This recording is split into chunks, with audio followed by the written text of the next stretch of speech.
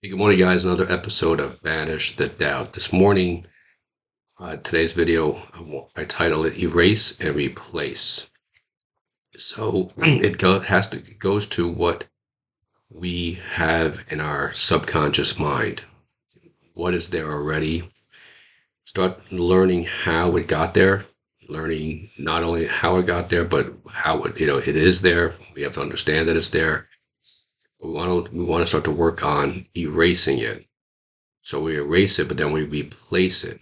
We want to replace it with more positive, uplifting information and sort of directives, if you will, or programming. You see, each one of us, you and I, we've all been programmed since we were little children, since we were infants.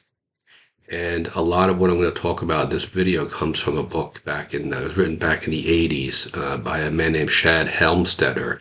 It is a book called What to Say When You Talk to Yourself. Sure. So I want to start to quote some of the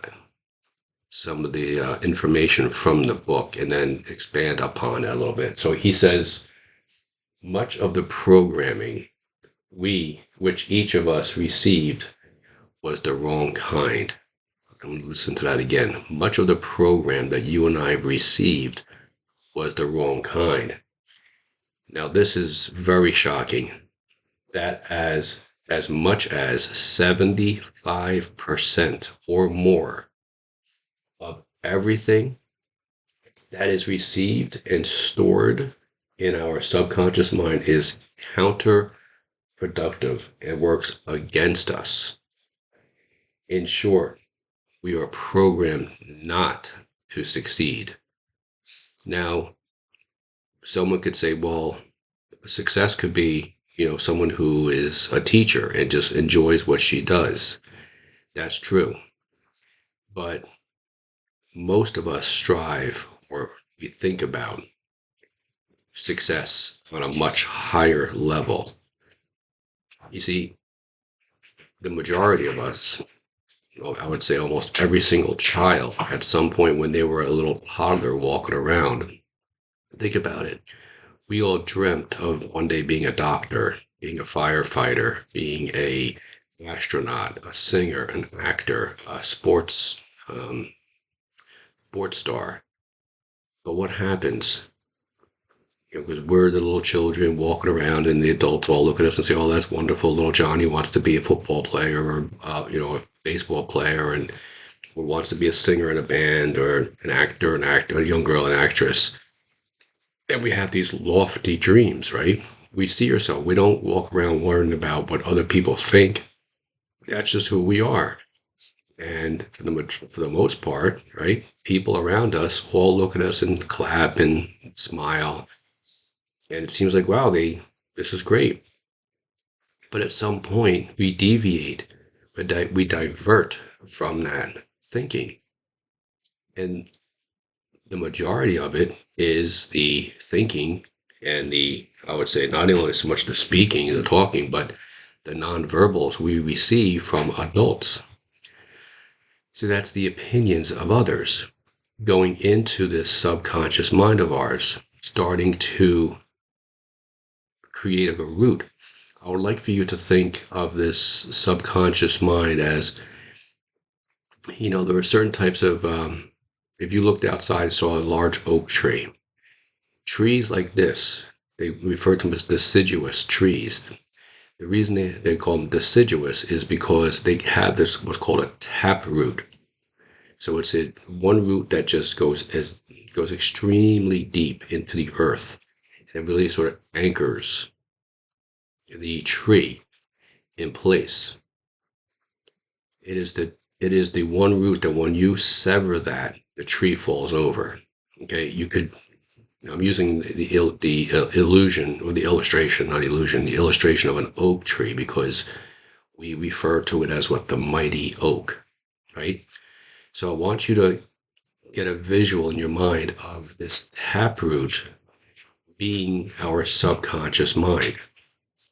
And these thoughts, these images, this programming, okay, I would like for you to think of that type of program where we start to divert, or we start to go away from those dreams or those ideas, not even so much dreams, just because children weren't dreaming one day, but they kind of, we kind of were like, well, one day I'm going to be, okay?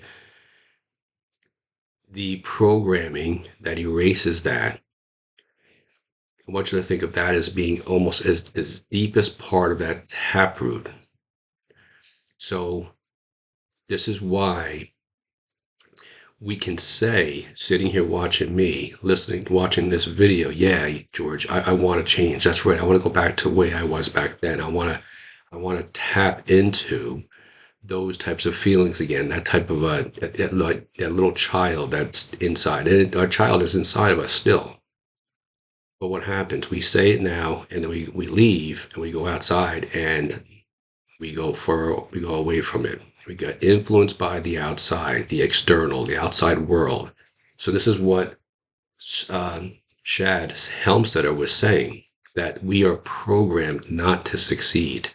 It's not, nothing was done on purpose. Our parents and others didn't do it on purpose. Nobody was there saying, well, we don't want little Johnny or little Bobby to succeed. However, I will tell you though, there are certain families um, where, yes, parents are, they become jealous of their children. Their children grow up and they start having success that the parents didn't have. And some, unfortunately, yes, they become a little jealous of them. But it's this awareness, this understanding that starts to separate us. It starts to allow us to say, yes, I can go back to, and start to tap back into those feelings. It's okay to be like this. You are an individual. You are not under the thumb, if you will, of your mom or dad or anybody. You have free will in this moment. So I want to read something from the book Letting Go by Dr. Hawkins, David Hawkins. He talks about this here. And this is more from a societal perspective.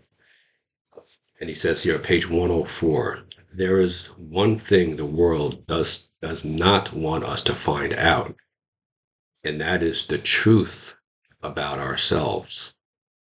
Why? Because then we will become free. We can no longer be controlled, manipulated, exploited, drained, enslaved, imprisoned, vilified, or disempowered. Therefore, the inner voyage of discovery is cloaked over with an aura of mystery and foreboding. So it says it right here, letting go. This is why I title today's video, Erase, okay? Letting go, erase, and replace. So what are we going to replace it with then? Let's continue.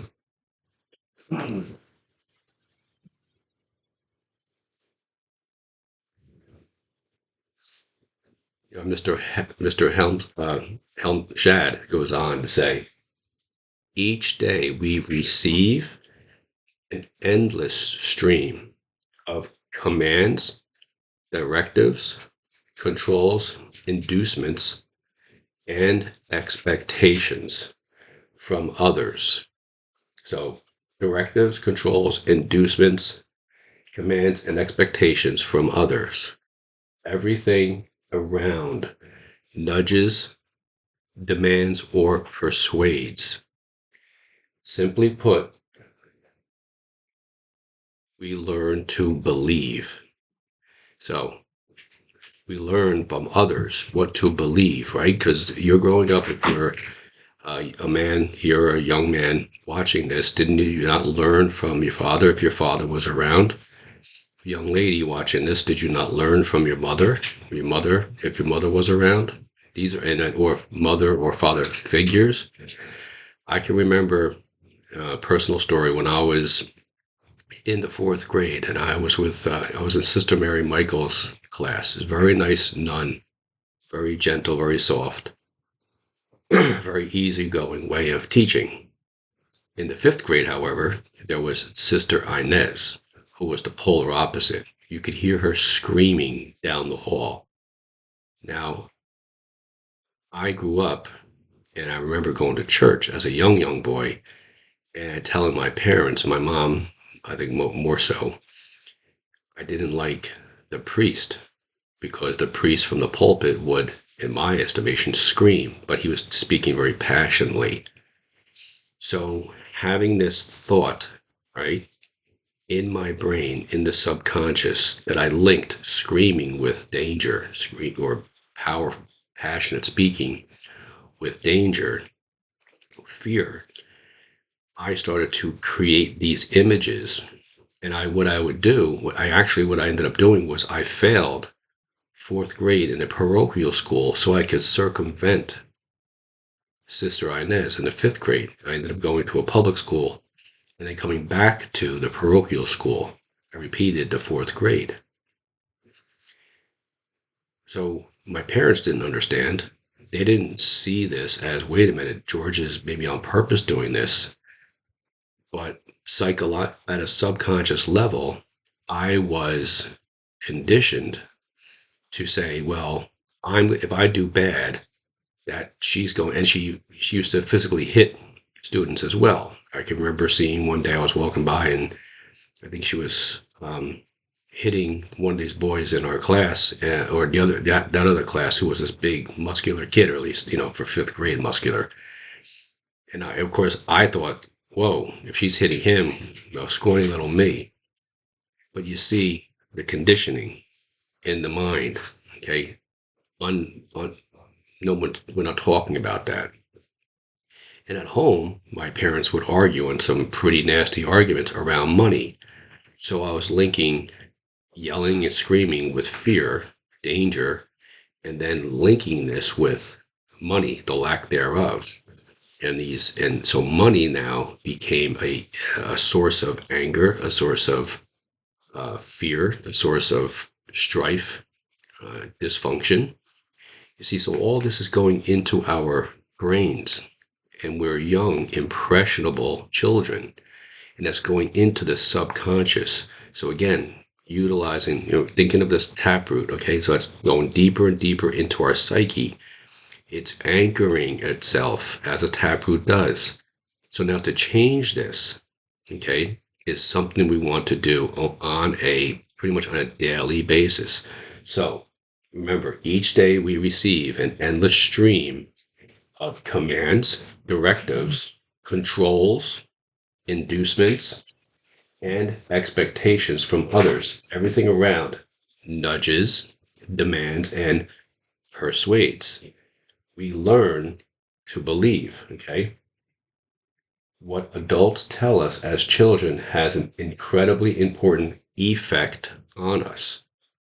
It forms what we believe about most of what is going on around us and almost everything that we come to believe about ourselves. So now, how many children grew up in a household maybe where they felt guilty because mom and dad arguing? Okay, mom or dad goes out and gets drunk post argument. How many of us believe that maybe I am somehow guilty, right? Now, this is all part of the subconscious that's going into our subconscious.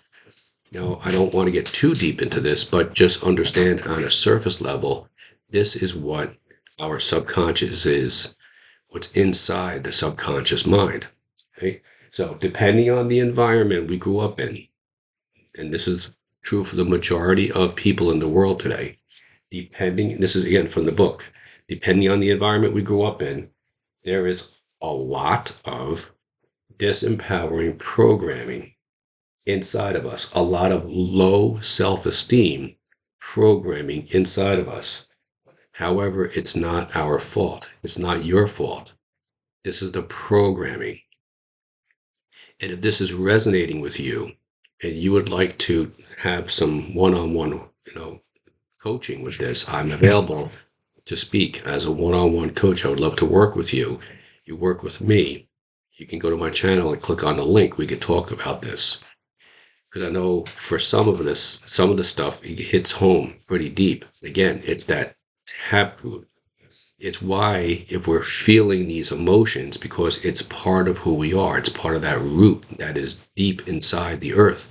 But there are ways to work around this to start to erase this, and replace it with more self-empowering self-talk, more positive self-talk, creating, not so much creating a vision, because remember what I've said in previous videos, if we can desire something, it's because whatever that is that we desire, there is a vision, there is a version of us out there doing that, whatever it may be. Okay, doesn't necessarily have to be a lot of money, but I will tell you though, a life, the majority of people in this world, if you generate more income, okay, money coming in, that's more than what your outgo is. You have more income at the end of the month. Yes, you breathe a little easier, you live a little lighter. So I will tell you that this is success that Dr. Shad was talking about. That we're wired not to be successful. What Dr. Hawkins talked about in the book Letting Go. We are not persuaded to tap into, no pun intended, the tap root to find out exactly what's going on and how to erase that. So let me let me talk to you a little bit about this belief clock that I brought up before.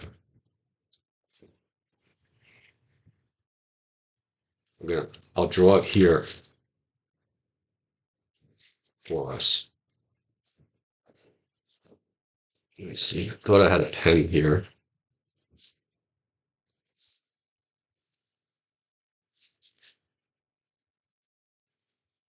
So if you haven't seen this before, it's in a previous video. I'm going to draw it now.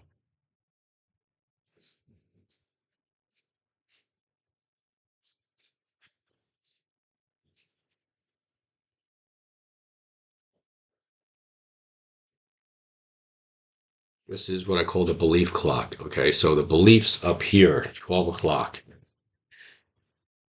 The beliefs are the taproot. Okay, the beliefs are this conditioned behavior, this conditioned programming from when we were little children. Okay, but it's also now too. It's how we see ourselves. It's how we see ourselves when we are alone with our own thoughts, what we say to ourselves, what we say to ourselves when we are interacting with other people, what we say to ourselves prior to the interaction, during the interaction, and after the interaction. It all stems from our beliefs, okay? Our thoughts about ourselves. And then our thoughts about ourselves create the feelings, the emotions, and the attitude or the actions that we do or do not take. And then that ultimately ends up in the results in our life. But it all stems from here, the beliefs. Now, I'll also put next to belief, I want to put a P, okay? Programming. Because where do the beliefs come from? It comes from our programming, the subconscious mind. So if we want to have different results in our life, and I'm not talking about financial results, although that's part of it, but just because many people out there who are financially, they look like, oh, they have everything, right? How many Hollywood stars do we see, or sports athletes that we see, or entertainment industries we think are successful, only to find out that, you know, on the surface level, they look very successful, but their lives are a train wreck. Multiple marriages, multiple children, because their programming is not conducive. So the results that we want ultimately come from this programming. So how do we change it? We change it by what we say to ourselves.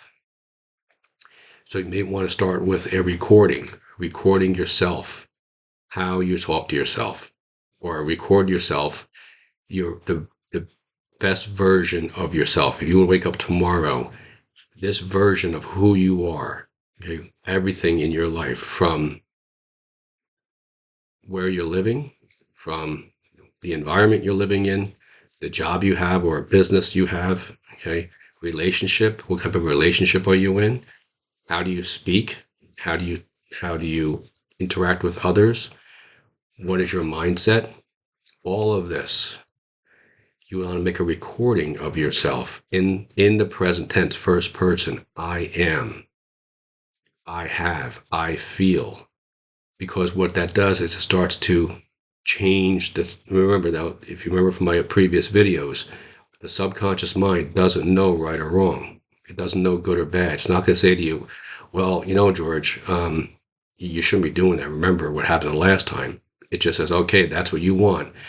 When you speak, we speak negatively to ourselves in any moment.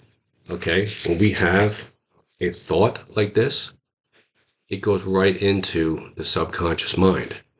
Okay. Any thoughts that we have goes right into, and it continues to create, or almost think of it like negative thoughts that we have about ourselves, the way we talk to ourselves. Think of it as another layer of concrete, okay, or the taproot. Okay, think of the taproot like this.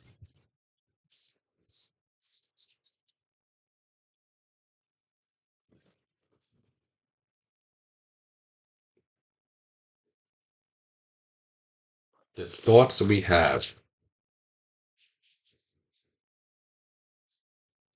That's it. So here we are. This is the tree I was talking about earlier. Okay, this is the fruit. These are the results.